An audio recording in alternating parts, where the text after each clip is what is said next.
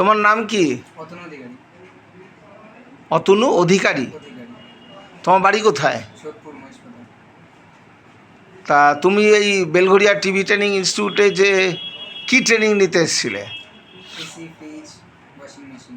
Very good. Fridge, AC, washing machine যে ট্রেনিংটা তুমি নিলে কীরম লেগেছে?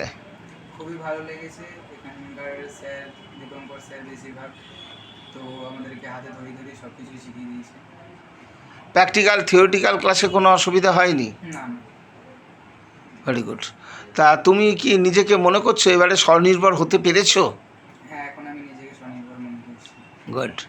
তা তুমি এই যে ট্রেনিংটা তুমি নিলে, নেওয়ার পরে তোমার ভবিষ্যৎ পরিকল্পনাটা কি? এখন আমি একটা কোম্পানিতে ঢুকে দিয়েছি, সেখানে আরও ভালোভাবে কাজ সম্পর্কে শিখবো। শেখার পর যদি কিছু করতে পারি তো নিজের একটা ব্যবসা করব। গুড। মানে তুমি এই কোম্পানিতে কাজ করতে করতে তুমি নিজেও একটা সার্ভিস সেন্টার করার তোমার পরিকল্পনা রয়েছে। Very good.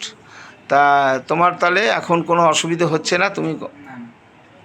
কোন কোম্পানিতে আছো? কেরিয়ার। কেরিয়ারে কাজ করছো। ঠিক আছে, যখন যা অসুবিধা হবে আমাদের সাথে যোগাযোগ রাখবে।